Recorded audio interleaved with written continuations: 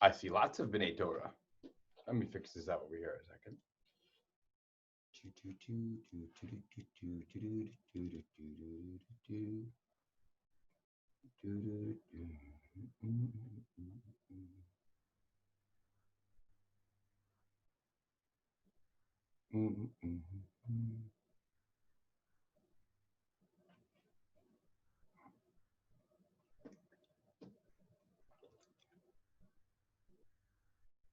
You know I'm messing with you, right?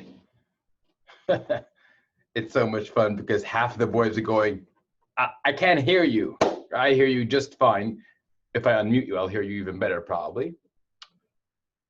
Let's see what's going on over here. Okay.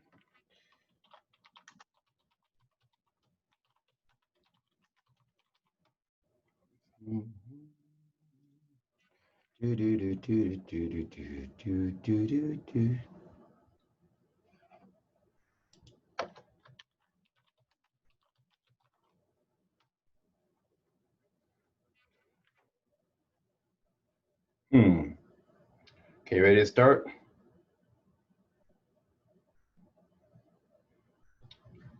Are we ready to start, everybody? It looks like we're ready to start. We have to start today, but Yosef Peretz, you know you're in my top left corner today? I guess so, because I looked like I was the first one. I don't know. I don't know if you were the first one or not. I think the way it works is it completely generates everyone and then randomly lets you in. So I don't get to be in charge of who does what. But it's good to have you here, Yosef Peretz. Yechiel Jacobowitz, what's happening, Tzaddik? Do you know when we're going to get the gift cards? The prizes started going out. You guys are going to get your prizes. If you ordered actual prizes from the contest, they'll be coming either tomorrow or Thursday or Friday if you ordered prizes. And the gift cards are probably going to be coming on Sunday. They're going to be emailed to you. So Okay. they're all being taken care of, Baruch Hashem. And I have 3 winners written over here. These 3 winners get to spend 45 minutes learning with me. I don't know how great a prize that is. I tried learning with myself once in the mirror. Guy was just copying everything I said. Very frustrating. But 3 boys win. These 3 boys are Moshe Fishelis, Pinchas Carr, and Ariel Klein. Those 3 boys are going to be able to learn with me. I'm going to get in touch with you privately with your parents, and you'll set up a time, and we'll learn together, and we'll have a great time. And let's see. What's going on? At FAQs, it still says it's 4:30 to 5:20. Ooh, really? I should fix that, shouldn't I? Yeah, That's confusing. Are you sure it says that? I think so. Let me I see. sure it did. FAQ. What? Let's see.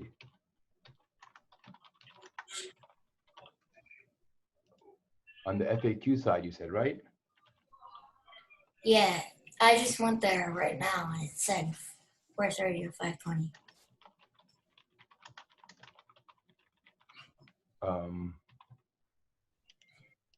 I don't know.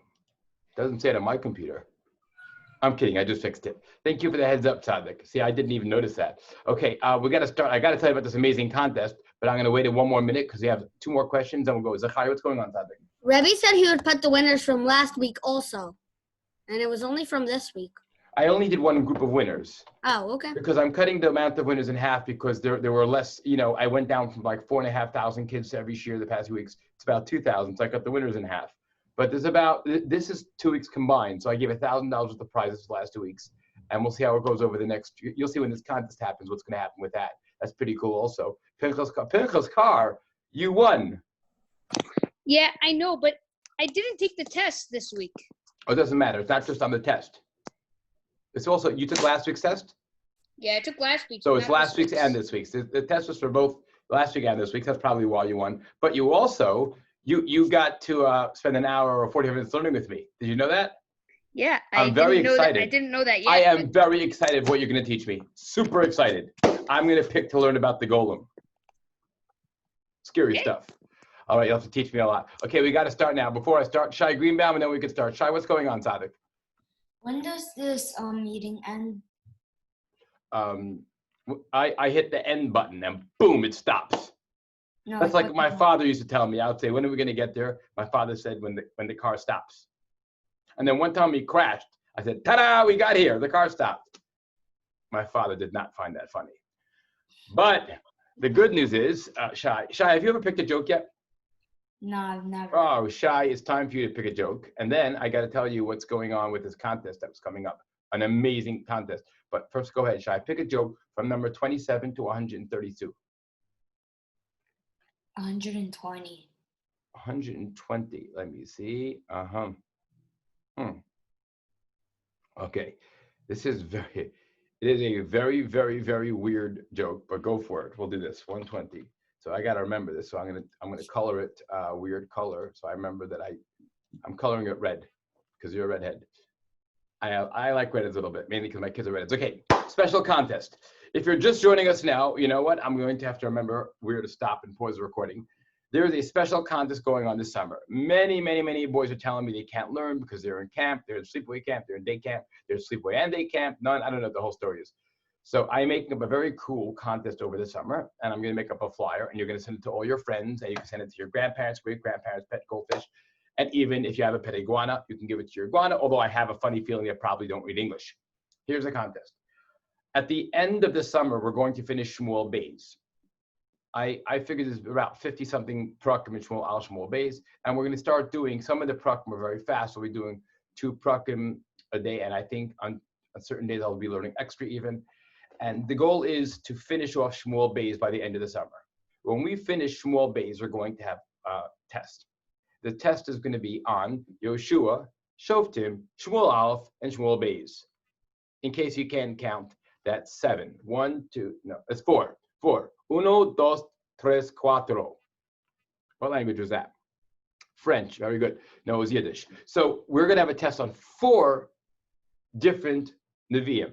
Now, that's fine because anyone that took the test individually is going to get a certificate, which we're hopefully going to finish up in the next few days. It'll be really cool. Really nice certificate, by the way. Really very cool. And you can put it into a fancy thingamajig. But what's going to happen is we're going to give a test in all 4. Now, if you get above a certain mark, there are certain prizes. Here's how it works. It's all very organized.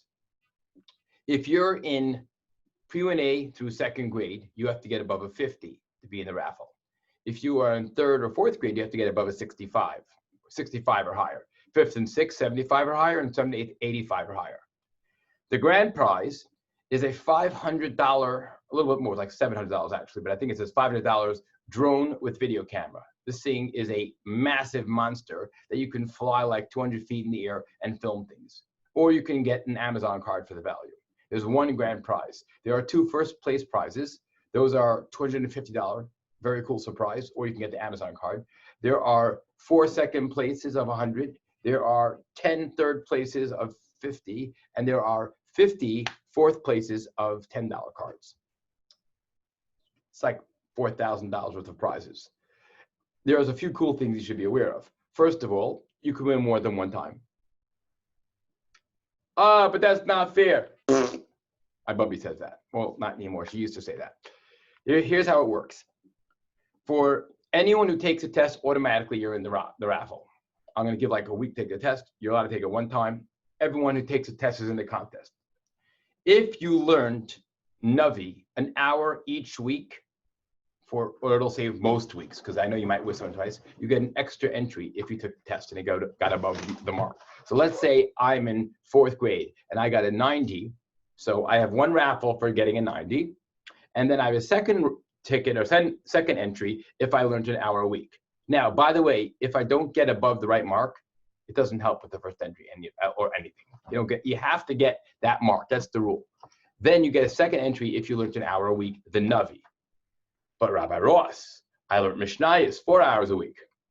Zip-diddy-doo-dah, zip-diddy. That's great. But that's not what we're talking about. We're talking about Navi. I love Mishnayos too. We can do something separate for that. But this is Navi. You have to learn Navi, Shua, Shoftim, Shmuel Aleph, and Shmuel Beis for an hour a week, which, by the way, taking this year counts as an hour a week. So if you learn with me every night or listen to the recording, you're done. That's an extra entry. Now, if you learn with me, if you learn with me most nights, it's going to be, I think, like at least 3 times a week, either by watching the shiur or by being on live. You get a third extra entry. So you can have up to 3 entries. Now, you can win 3 times. So let's just pick on Mordechai Beckhofer. Let's say Mordechai Beckhofer wins and he learns an hour a week, and he's on with me every night. Then Mordechai Beckhofer can have 3 things. So Mordechai, you could win the grand prize and both first places.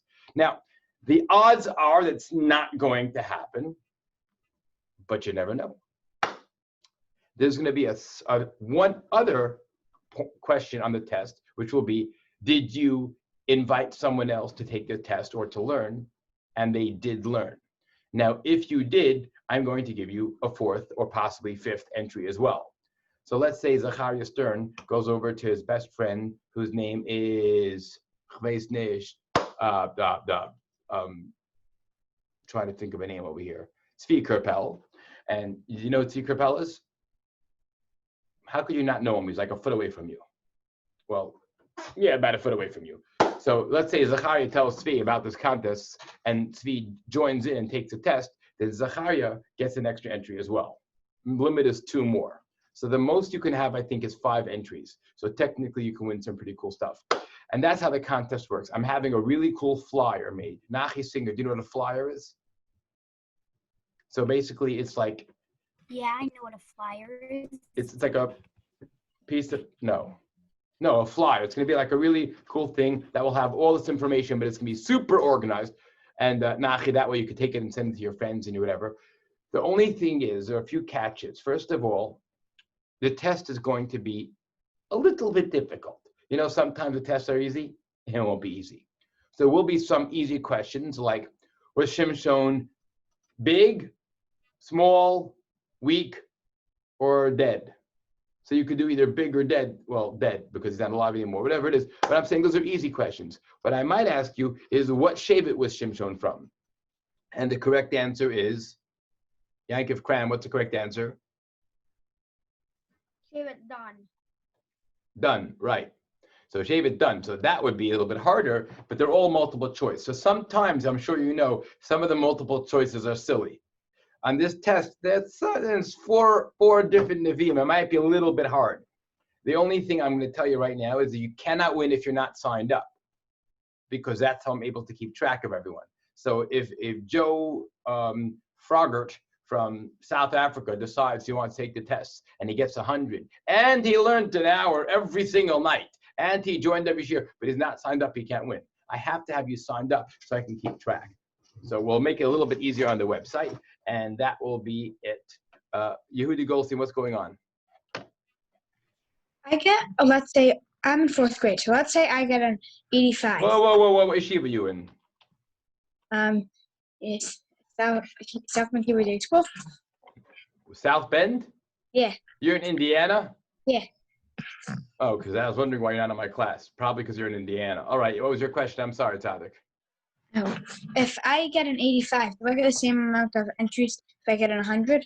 No, that's a separate thing. You'll see. If you get above a 90, I think it's if you get 20 points higher or something more, or 15 points higher than your lowest, than the mark you're allowed to get, you get an extra entry. There's a bunch of extra entries. I think the limit of extra entries you can get, I forget, I look at the flyer, it's like 6 or 7, but it's really cool. And it's a very, very fun contest.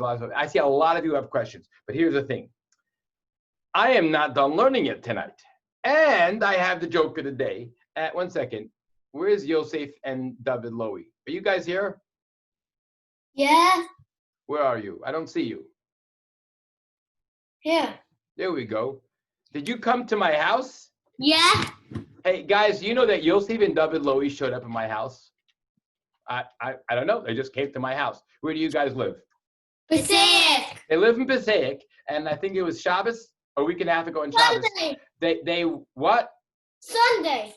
Sunday. On Sunday, they came over to my house Sunday morning. They walked over to my house from Passaic. That's a long walk. Yosef We and did it. You what? We didn't. So how'd you get there? We came for Shabbos. To my house? No. This is a very confusing conversation. But they however it is they came, and I happen to know that some of their cousins or uncles were in my class many years ago. So Yosef and David, it was good seeing you. But guys, the thing is, I got to learn now. So if you have questions, wait till the end. I will stay on Menachem. I'll stay on afterwards from like 7:50 to 8 o'clock taking questions for anyone that has. But right now we got to learn because this is the coolest Perek ever. We're going to see the downfall of Shimshon because he got overconfident. We're in Perek Tes Zayin. Please put your finger on the place. Osios machkimos. If your finger's on the place, it's story time. If your finger's on the place, it's Torah time. So let's do this.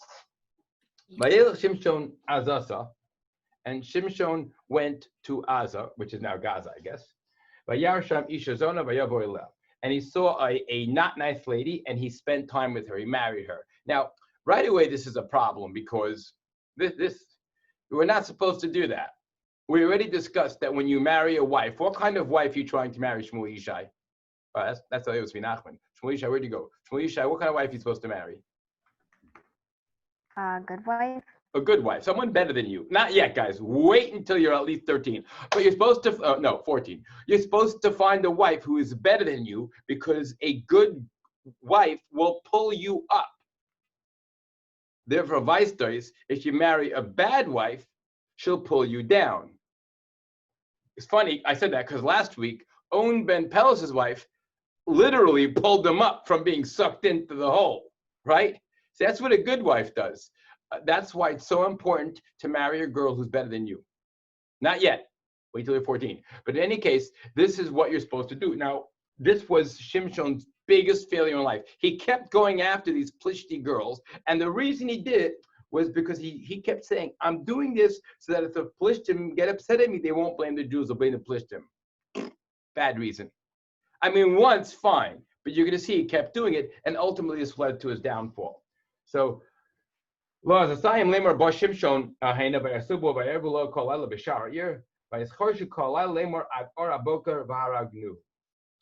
they heard in the town that Shimshon came, so they said, let's be quiet, and in the morning we'll kill him. So what happened? Shimshon was no fool.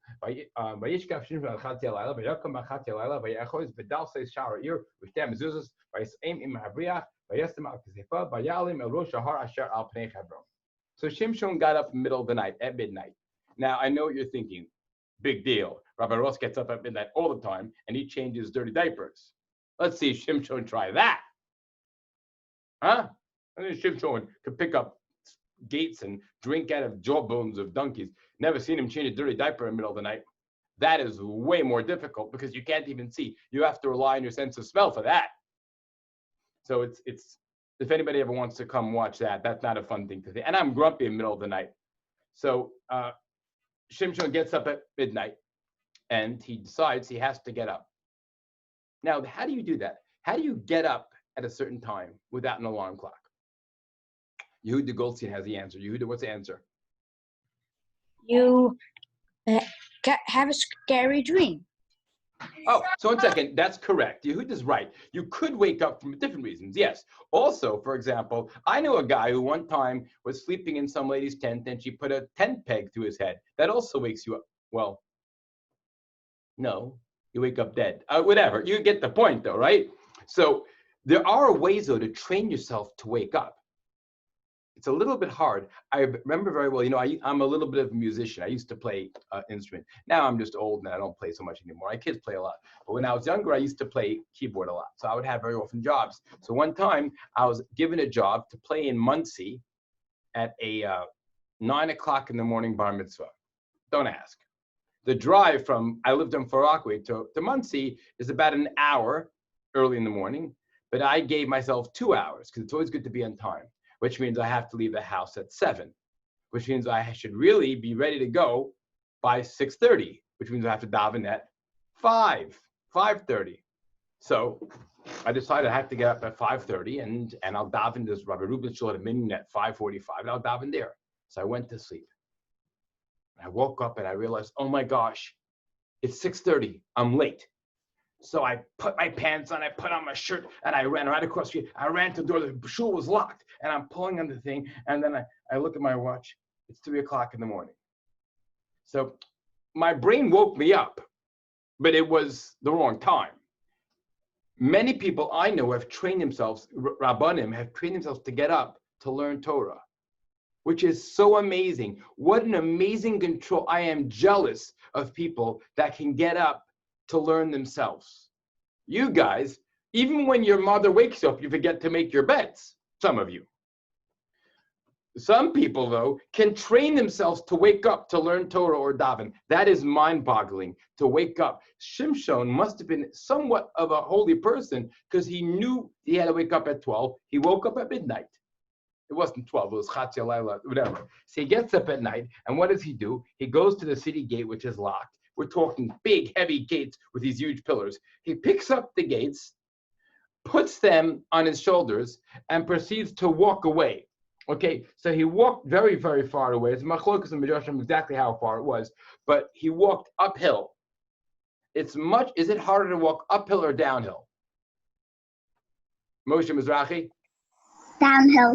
That's correct. It's way more difficult to walk downhill because if you trip when you're walking uphill, you fall down, you get back up. If you trip when you're walking downhill, you learn how to somersault very quickly.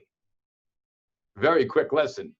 Very, very quick lesson. Now, on the other hand, carrying things, that's way more difficult to do uphill because down you can let it slide and you can walk next to it. Carrying something uphill is very difficult.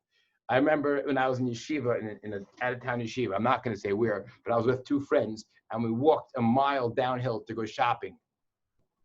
So my friends each bought these big like sodas and pickles and stuff.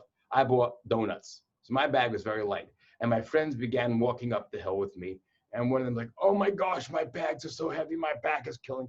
And the other one says, you think your bags are heavy? My bags are twice heavy. My bag, and they're arguing, my bag. And I stopped my guys, switch bags. That way each of you has a lighter bag, right? So they switched bags. And they were so stubborn. They were each like, oh, this is way lighter. And they walked up talking about how light their bags were. My bag actually was light. It had donuts and challah. That was pretty light. The point is going uphill is difficult, and Shimshon did it just to make a point. So I know what Nehemiah's thinking. Nehemiah's thinking, yeah, but did he change a dirty diaper? No. I know, right? He got nothing on me. But he did carry an entire city gate and its foundation uphill, which is pretty remarkable. So you can imagine what happened in the morning. So they get up in the morning and they they go, all right, we got Shimshon now. And someone says, by the way, the gates are gone. And they went looking. And when that happened, the Pelishtim were terrified. They said, someone who can carry the gates of the city out, this is not normal. We are not, but this guy is Superman. And they, by the way, Superman's not that very smart. You guys know David Schutz, you know who Superman is? Yeah. Yeah. He's not a very smart guy, is he? I mean, sure, he can fly, he could do some very cool things, but the guy is not very bright. How do you know he's not bright? Because the guy wears his underpants on top of his pants. What kind of Meshuggah guy puts his underwear on top of his clothing, right? The guy's missing a few screws. Shimshon was a real Superman because he was actually very, very, very strong, and nonetheless, the Pelishtim were terrified. They left him alone. So now what happens? Pasuk Daled, and he met a girl, a Plishti girl, and her name was Delilah. The Medrash says it comes from the word dal. What does dal mean?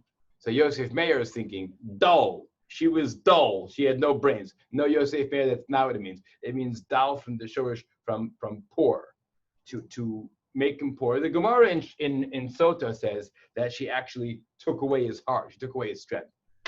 Now, let's just remember what we know about Shimshon. His first wife, when her friends asked for the answer to the riddle, she went to Shimshon, got the riddle, and gave the answer. So now Shimshon marries another girl.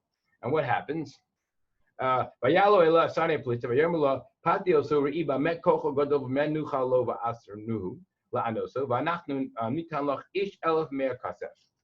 the Pelishti governors came over to her and said, find out what his strength is. That way we can kill him. And if we kill him, we'll each give you 1,100 pieces of silver for each prince. How many princes were there? It's a machloikas, but there was at least 4. So it's 4,400 pieces of silver. Yosef Meir, you know what 4,400 pieces of silver could do? Buy a lot of lollipops.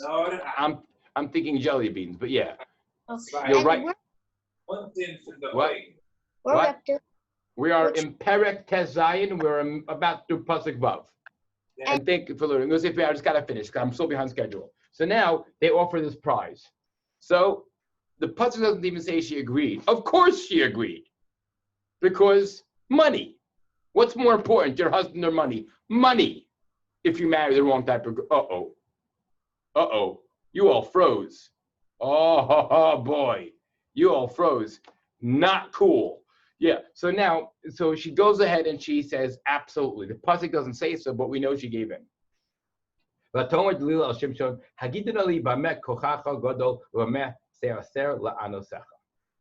what makes you strong and how you can become weak. Now, Shimshon's a bright guy, right? So you know, his wife says to him, how can I make you weak? Shimshon obviously understands my wife's going to get me in trouble. And he stays married to her. Now, the guy is Michigan the cup because obviously he knows from his last wife that she tried getting him in trouble and she told on him. So this wife, he goes ahead and she says, how can I make you weak? So what did he tell her?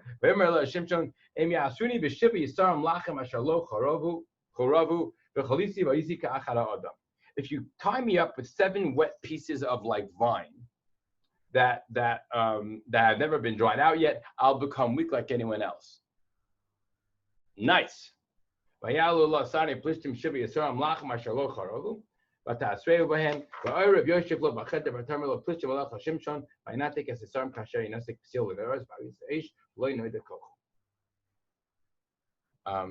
So she called the Plishtim and she said, okay, you guys hide in the closet. And if I tell him the Plishtim are here and he can't get up, take him and kill him. What a lovely wife. When you guys get older and it's time to go on a date and you meet a girl, the first question you should ask her is, if I was killing Plishtim, would you tell them my secret strength? If they say yes, she's not right for you. I'm kidding. This is obviously not going to happen to you guys because you guys are not the long-haired people. Some of you could use a haircut. Let me see. Yeah, I got some of you well, the girls certainly have longer hair, but that doesn't count. So what happens over here? So she screams out, the Plishtim are here. So he jumps up and he rips through this wet stuff. And the pasuk says, V'lo no da kocho. His full strength wasn't even known, meaning it was obvious it wasn't hard to do. It's not something hard to do because it was like nothing. But Tamid Lil Shimshon, Hine Hisaltabi, but Dabre like Kazabim, Ata Gidan Li Bamet Terser. Hisalta, that's a great word. Hasel. We have that when Paro and the Yidden are Paro and Moshe are arguing, and Moshe says to Paro, stop making a joke out of this. The word Hasel means to like ridicule, to joke. So she says to Shimshon, you have made a joke, you told me a lie. Now tell me, how can you be tied up? If you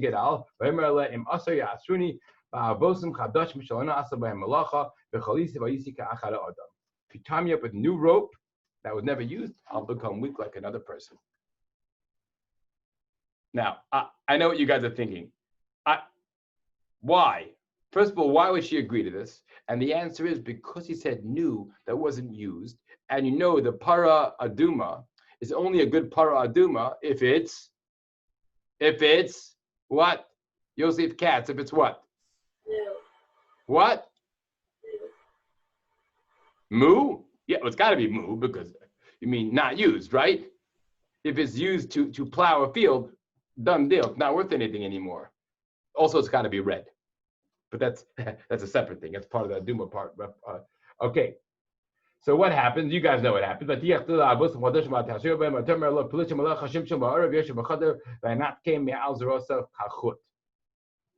Ties him up with his new rope. Plishtim are coming. He jumps up. Padam! And now she's mad. I mean, this is the second time her husband has lied to her. And she's upset. Forget the fact she's trying to kill her husband. It sounds to me like their marriage is not the greatest of marriages right over here, right? I wouldn't recommend, oh, this is the couple of the year. Yeah, she's trying to kill him and he's lying to her. Oh, what's so sweet. So their anniversary presents were probably not very good for each other over here. Okay. Pasuk Yud Gimel. V'atamer little Shimshon adhei sal to be daber like zav magitli b'met herser. V'mela im ta'argi es sheva machlotos roshi im hamasaches. So he said, all right, fine. You really want to know? She says, yeah. He says, okay. Take 7 pieces of my hair, 7 of the braids, and put them into a weaving machine. But it's a malacha to do this on Shabbos. First of all, wasn't Shabbos. Second of all, I don't think she cared about the malachos. Although, to be fair, she technically became Jewish. You know that, right? She had become Jewish, if you believe that. So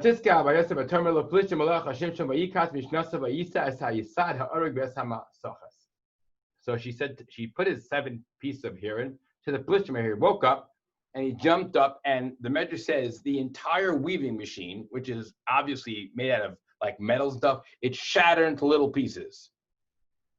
It was a hairy situation. Hairy, forget you guys.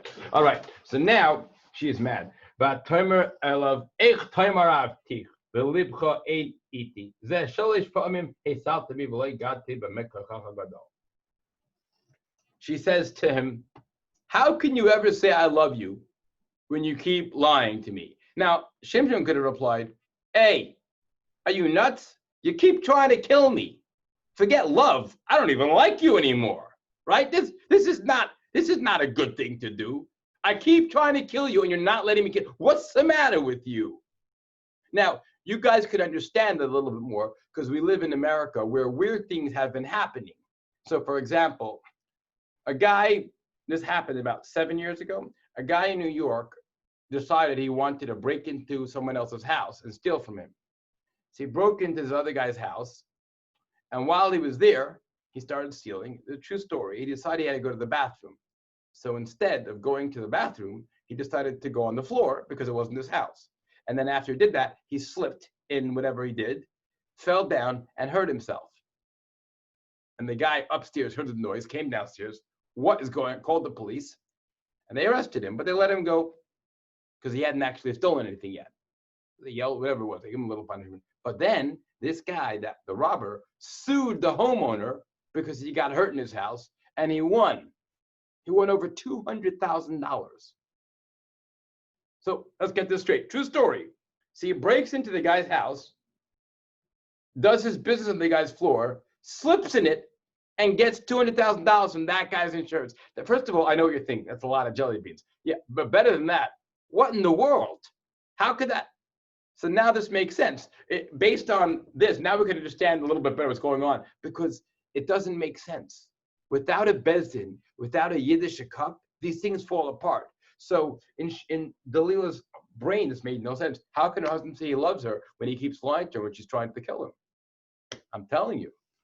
So the pasuk Tes Zayin gives out the answer.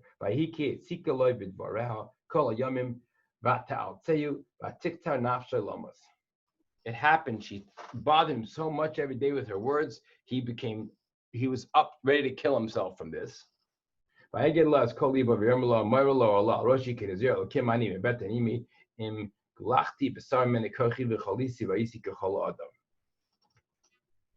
pasuk says he was ready. He couldn't deal with her whining anymore. Remember what I told you, that a good girl will lift you up to the world and she'll make you the greatest person. If you marry the wrong type of person, it's bad news. And she married the wrong girl. And obviously what happened was she made his life so miserable, he couldn't bear to live anymore. He couldn't deal with her whining. Now, the obvious question, which Noam, Yosef, and Zevi all want to know, they're sitting next to each other thinking, so why didn't he just divorce her? Right? If you don't like her that much, So the answer must be that even though Shimshon was marrying these women that he shouldn't marry, he felt obligated to stay married to her because he made her become a Jew, even though she was making him miserable. So it's a tough question. Was Shimshon a a tzaddik, or is Shimshon not? I don't know. Odelia, did you know that you won? You saw? Yeah, you're gonna brag to ETL. You won, right? It's pretty exciting. I'm so excited for you. You deserve it, even though ETL is a great brother. Fair is fair. So now let's go over here and see what happens over here. It happens to be, by the way, guys, there's about 50, 60 girls that learned this year. And it's so funny because they're listening this year and they're thinking, great, so I have to marry a guy who's not as good as me, right? Because I'm telling you that when you get older, you have to find a wife who is sheker achein v'hevel yofi, isha yiras Hashem. You have to find a girl who will make you such a tremendous ben Torah. And you guys are all there already, but she'll lift you up higher. And the girls have to go a step down, and they're thinking, well, this is not very fair. Well, this is why the girls have a harder job, because you have to work on us. So we're over here now. Let's look what happens. We're running out of time. Oh my gosh. Mordechai and Akiva, you're making me late. Let's go. You ready, guys? Look inside. Yudches, Vateret Villa ki higid la es kol what shach dikro asani plishtim elimar alu apam ki higid li es koliba ve'olu alei asani plishtim v'yalo kesef yadam. She said, this time he told the truth. Now, I know what you're thinking. How did she know this time he was telling the truth? Because he used Hashem's name. Mistama Shimshon was a tzaddik. And once he used Hashem's name, she said he would never have said Hashem's name for no reason. It's got to be him. So she went ahead and she said, guys coming in. And they came with the money. She was so confident. And she was so excited. Oh, her husband's going to be killed. But I get the money. So what happens? And she put him to sleep over her knees. She calmed him down, said, go to sleep, go to sleep. And then what happened? They cut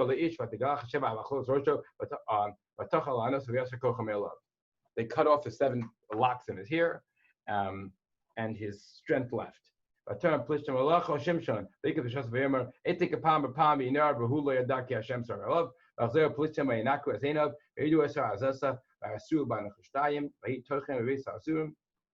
Pasuk says he woke up and the Plishtim said, we're here. And he couldn't get up and he couldn't fight. And they grabbed him and they made him blind. They took out his eyeballs. Why they take out his eyes? You would think they should chop off his arms, right? His eyeballs weren't the dangerous thing. Why, Yishai, tell me, why they check out his eyes? Because with his eyes he did the Avera and Hashem was repaying him. Right, thank you, Yishai. So it had nothing to do with the Plishtim. Hashem told them to in their brains because he was looking at the women to marry, that he shouldn't. His eye, and you're right, it makes no sense at all otherwise. I mean, if you want to stop a guy who's super strong, you chop off his arms, leave his eyes there. So the Plishtim said, let's really embarrass him. Let's take out his eyes. How is he embarrassed? So the reason Hashem wanted this to happen, to say, you sinned with your eyes are coming out. I know what you're thinking. Tzvi Cohen is sitting there thinking, wait a second. So in the morning when he made Birchas HaShachar, did he daven and say, thank you Hashem that I could see, or not? Does a blind person make a bracha that he could see? Yehuda Goldstein says yes. Avram Do, what do you think? They do say because they're blessing Hashem that there are other people that could see to help them. Avram Do, you're a tzaddik. That's correct. Because someone who's blind says, thank you Hashem that other people could see because they could help me. Right? That's an amazing thing. When I was once walking in the city, in Manhattan, it's a place in New York City, it's a place where you should never look up because there's so many not nice things. So I was walking and there was a guy filming a show and he was playing tricks on people. So a blind man walked over to me and said, excuse me, do you have change for a $5 bill? And he gave me a 20. Now, the trick is, obviously, am I going to say to him, that's not a 5, that's a 20? Or am I going to take the 20 and give him 5 singles? And meanwhile, someone was filming. I didn't see the guy filming. So he gives me a 20. So I said to him, excuse me, sir, that's a 20, not a 5. So he says, oh, are you sure? Well, one of us is blind and one of us is not. Who do you want to go with me? So I said, I am positive. He says, okay, thank you so much. And then all of a sudden, I'm like, I'm going to go. He goes, nice, nice. I'm like, what is going on? And he goes, we're filming a thing to see who's going to be honest and who's not. Can we use you? Can we keep you on the thing? Something on the one hand, it's a Kiddush Hashem.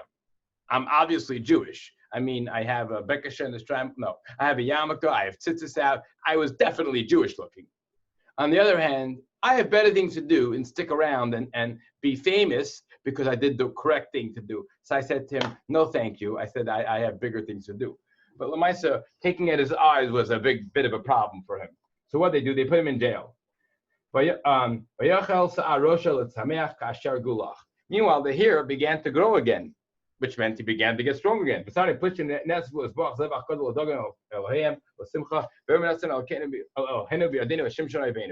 They say, our God gave us back Shimshon, which is so dumb because they knew it wasn't their God. They knew it was because he cut his hair. That's not their God.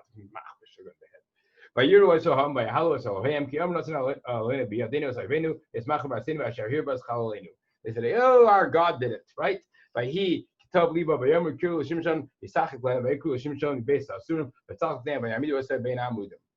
brought him into this big area. It's like a huge, like Yankee Stadium type of thing. But the way in those days they didn't have the machines we had. They had it all built, and it came to the top of the roof.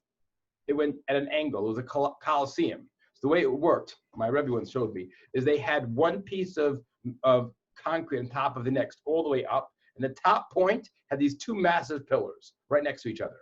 And the pillars were called, I don't know, I wasn't there. I don't even know if they named their pillars. But if they did, it was probably pillar A and pillar B.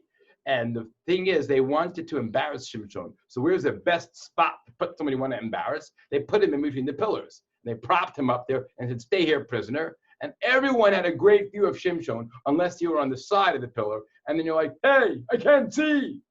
Can't believe I bought these seats. Can't see anything. And everyone's sitting there yelling and laughing and throwing things at Shimshon. And the Medrash says they were having a great time. Pasuk Chaf Vav. Oh my gosh, time is flying over here. So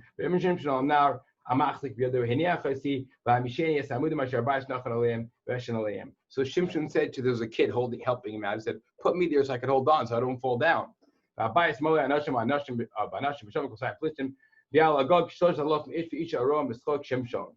So the building was full of men and women, the pasuk says, and the governors of the Plishtim were there. And on the roof, there were 3,000 men and women watching what was going on. They couldn't get seats, they went on the roof, which is amazing because if you look in the Gemara, we see that Hillel would crawl on the base medrash to come learn when he had no money.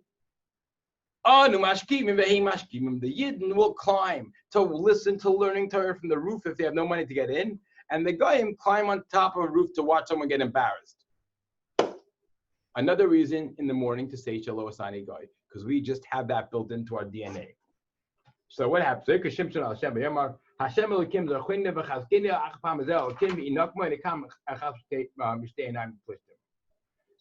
he says, all right, Shimshon says, Hashem, please let me do Nekama. Now, this is the amazing tzidkus of Shimshon. He could have said, Hashem, it'll be a Kiddush Hashem. No. He said, I know from each of my eyes being plucked out, I'm getting rewarded for being punished because it's a proof to the Yidden that I did something wrong. Only one of the two rewards I'll give up if you help me out, Hashem. Let me do a miracle. I'll use up my own reward for this and let me teach the Plishtim that you're the best. That's like, what a tzaddik. Hashem, please let me reward. Please let me take away my reward and give it to you so I can praise your name. What a special thing this is to say. He put one in his left hand, one in his right hand.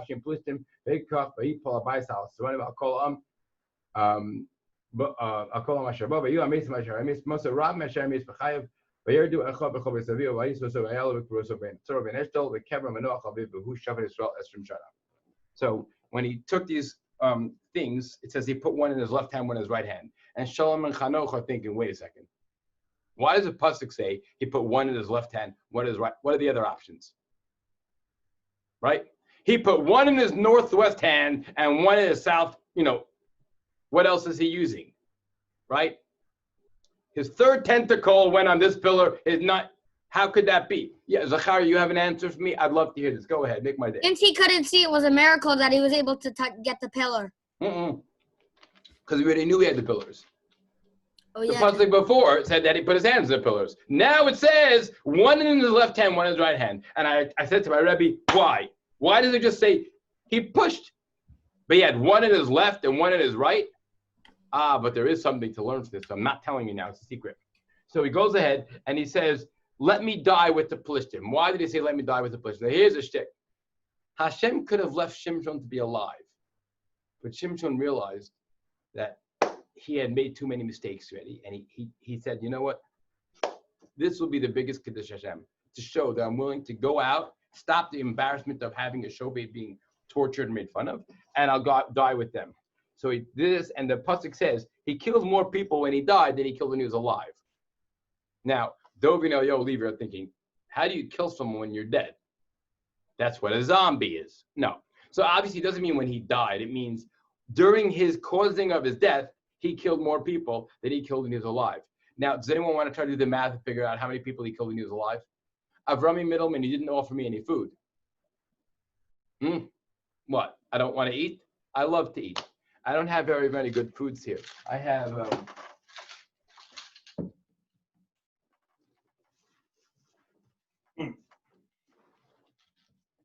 sometimes I have kids come to my office. So I always stock up on candies. I have drum balls, I have Pez, I have shiny lights that make lights at whoa. I have all these prizes. And of course, in case I ever make lots of money, I have lots of jelly beans, because that's the important part of life. In any case, and that's the end of Perek, what are we, Perek Tezayin. And I'm going to put a recording of that. And we have a huge contest that we just spoke about before. I'm super excited. And I told you to answer questions. But first and foremost, the joke of the day. Someone picked the joke of the day. Who picked the joke of the day? Shai Greenbaum, was that you? Shai, you picked joke of the day? Where's Shai? I can't see. There we are. Shai, you moved up to the top of the right. All right. So one day, this is a horrible joke. I apologize in advance, boys. If you don't want to hear a horrible joke, close your ears. One day, Wacky decided he wanted to buy a dog. Why? Because his neighbor, Mikey, had a rabbit.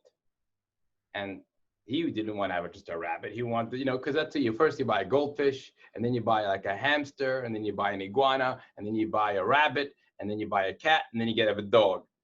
So Quacky said, I'm going to buy a dog. He bought himself a nice big German Shepherd, and his neighbor Mikey only had a rabbit. One day, he goes outside in the backyard, and he sees his dog running around very happy, and he sees in his dog's jaws is Mikey's rabbit. Ooh. Not a great way to make your neighbor happy, having your dog eat his rabbit. So you go, come over here, dog, and he grabs the rabbit out. He goes, we don't kill our neighbor's rabbit, and the dog doesn't hear anything. The dog's like, arf, yeah. Now what do you do? So he takes the rabbit, which is full of mud, and he takes it into its bed. He takes it, he washes it off in the sink, cleans the rabbit, blow dries his hair, makes it look really nice and clean. And then he goes to his neighbor's house, the front door's open, he tiptoes inside the house, opens the rabbit cage, puts the dead rabbit nice and calmly inside the cage, and closes the cage, and he comes back to his house. Never know it was him now. Probably has either left the rabbit out, whatever happened. That night, he goes outside and he sees his neighbor Mikey. And hey, Mikey, how you doing? Mikey goes, not so good. I had a weird day today. And so Quacky pretended to be surprised. Huh? What was a weird day? He goes, you never believe it happened. My pet bunny died. Oh, I'm so sorry to hear it. How did it die? Oh, it died early this morning. It choked on a carrot. And then I buried it. And here's the crazy thing. Someone dug it up, cleaned it off, and put it back in the cage.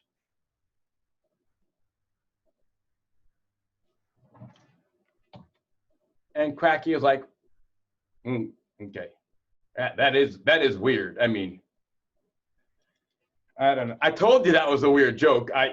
You know, Shai, that's your fault. You're the one that picked it. I never said pick the one with the dead rabbit, and Shai went ahead and picked the dead rabbit joke. One second, Shai, what do you think? Good joke, bad joke? It was okay. Yeah, well, not for the rabbit, it wasn't. All righty. Now, a lot of you still have questions. Okay, so let's just review quickly what we said before. You know about this contest. You're going to tell your friends. I'm going to give you guys a flyer, and you're going to, Mirza Hashem, get lots of kindlach to sign up and learn Torah, because that's what I love. I love when kindlach learn Torah. Now you have questions. Let's go around. Zachar, you go first. What's your question? I'm going to sleepaway camp, so how am I supposed to do the thing? I'm not going to do it? What Like, thing? The test or whatever. Well, the test is not going to be till after the summer, because it's Yeah, not. but I'm going to be in camp in the summer. Oh, so that's what the contest includes you. Bedafka includes you. Bring along a Yoshua, a Shoftim, a Shmuel Al Shmuel Beis, or in camp learn at least an hour every single week, and then you'll know it. And if you need, you can come back. Who are you shushing? Okay, so I should bring a Navi there? Yeah, or however you want. But you can take the test whether or not you learn. Is that your father? Yeah. Tell your father you did a great job, because Zachar is a tzaddik. If you ever want to I'm sell, well aware. I'm well aware. if you want to sell him, I will take him. Zachariah, in my house, we don't have bedtimes. Well, apparently we do have bedtimes, but they don't take effect very much. But okay, anyway, that's Zachariah's question. The answer is yes, you can do, even if you didn't learn it all, you can take the test. Just as long as you're signed up, you can take the test and be in the contest. Okay, next question. If you want to sign off, by the way, they're more than welcome to. I'm just taking you to answer questions for a few minutes. Aaron Metchik, how you doing, Tzaddik? Oh, I got Yechiel. Aaron, Aaron, where are you? There we go. When are you getting the flyers? I'm gonna have them done tomorrow night in Mirza Hashem. But they don't actually fly. You know that, right? Okay, don't get confused. They're not flying flyers. They're just plain flyers. Tomorrow But when night, are you going to send them to us? I'm gonna put it on the website tomorrow, and you can download it from the website. And And when are we getting those? Well, you kind of froze in the middle there, so I'm going to go ahead using guess it when they're getting the certificates, and that's probably going to be happening in. I'm working on it in a few days or something. Okay. Yes, thanks. Okay, go ahead. Pinchas Carr. Pinchas, we got to talk because we got to set up a time to learn together. I'm super excited. What's going on, Pinchas? Oh, I wasn't raising my hand. Oh, your hand's just up because you're relaxing? Amazing. So you're listening to everyone else's questions. Cool. Okay, Menachem, Yossi, and all the rest of you. Go ahead. What's up, guys? Did Rabbi get my email? I got 800 emails yesterday, 807 to be exact, from you guys. So I probably did. I tried replying as many as I could. What was your email about? It was about a few things. Oh, let me see quickly because I could pull it up while we're talking. Email about a few things. Let me type in your last name because I already know your last name. Let's see. My jokes are not copyrighted. I cannot put all the past year on the website, but what I am going to do is they're all on YouTube. So I'm going to make them available to everyone soon. I'll get you all the links. And yes, they do use cheekbone. They use donkey parts to make music. I don't know if it was necessarily a cheekbone, but it's a good point. But Menachem, I love you. Continuing on, Yosef Katz, what's going on, Tzaddik? Winners weren't updated yet What? on the website. Yeah, they are. When I checked today before I came on, it just said the winners will be ready at 10 o'clock tonight. Oh, it always says it because I forgot to delete that. Hold on. Here, I'll delete that right now. That is gone. Ta-da! So here we go. The winners are updated. Yehuda Baker, is your hand up? What's up, Yehuda? What? Two things. Second thing first. Second thing is, Shimshon actually married a Eshes Chayil. Really? Nice. I mean, like that. Eshes Chayil. Nice. I like it a lot. Very good. I have to think of it. I have to keep that one in mind. Thank you, Yehuda. What's noch? And First thing. you say two brachas. One bracha is Shalai Sani Guy, and one is Shalai Sani Isha. Shalai Sani Guy is meaning like Guy is a bad thing. Because we don't want to be Guyim because they do crazy things and who knows what. And Isha is because we got to do other mitzvahs. Oh, it could be. Not everyone agrees. Many people say the reason we see Shlos and Isha is because their job is much harder than our job. Sure, we get more rewards. So it could be we're grateful that we have more mitzvahs than they do, which we do. because there are many mitzvahs just for men.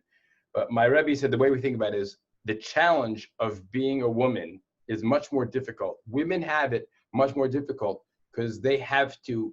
I'll give you an example. I have 9 kids, right? So one of them went to sleepaway camp this morning. So who do you think packed, me or my wife? If it was me, I would have put in like random shoes and the dog and different things and zipped it up and maybe some kids extra in there, and that's it. But my wife is amazing and she did it all. And you guys know in most cases, your mom does all the work. So women have to run the house and make sure everyone's been Torah discussed. Women have it harder. So when I say Shalom Sanisha, I say thank you because I don't know if I'd be able to do that. That's because women, it's tough stuff. But yes, that is correct. For your points are correct. Let's continue on over here. Yosef Bear, what's going on? I'm running out of time, guys. Yosef Bear, what's going on? Guy means nation. We're also a nation. No, we're not. We're Yidden. But Eden are a nation. Yeah, but we're not a nation. We are the nation. A guy means any other nation besides Yidden. What? Isn't that the same thing? But no, because every other nation is a nation. I have no problem with them. They're nice, good nations, but they're not the Yidden. Also, Okay. Shimshon actually was a cripple.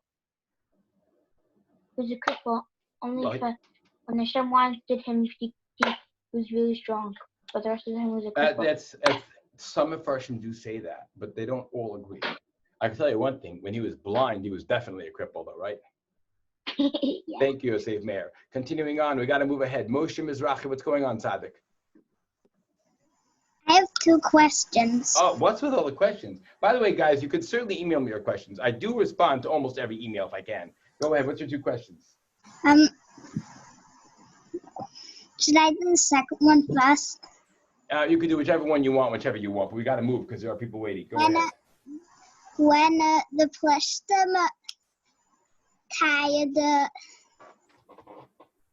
Shimshon in the new rope, they'd already done that before and he had easily broken through it.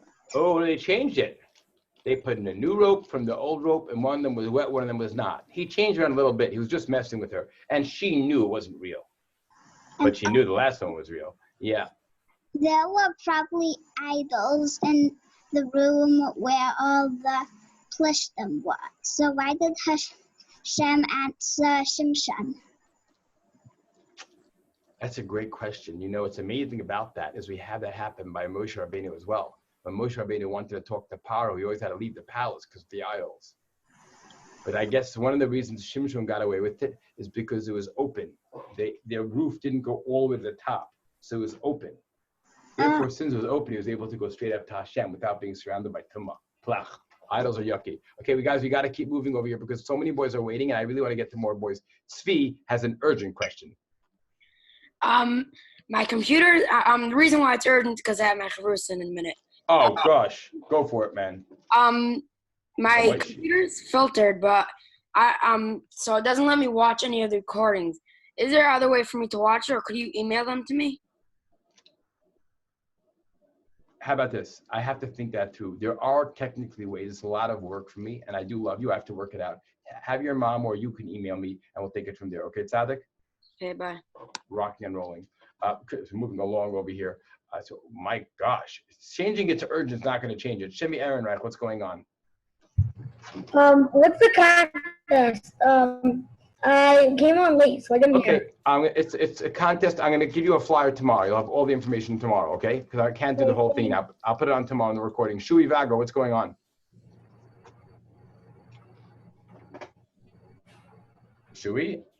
Yeah. What's it called again? You say that we should ask Rabbi Kaufman some things about honey. Either which one there are 2. There are 2 honeys? No, 2 Rabbi Kaufmans. Oh, really? I didn't know that. Which 2 Rabbi Kaufmans are there? One's his son and one's his father. You mean the son's father is not the father's son, right? Before that just moved? No, the father. Oh. Capiche? The past. Oh, yes, ETL, what's going on? How many questions are there going to be on the final test? 1 second, ETA. Oh, Delia, you won. Super excited, right? I'm sorry. I got 2 of you. Yes. How many questions? Will be 100 questions. There will be 100 questions on the test. Okay, boys, here's the good news and the bad news. The good news, I love you all. The bad news is I have to go because I need to go daven. So if you have any questions, please email them to me, and I will see you guys not tomorrow. I'll see you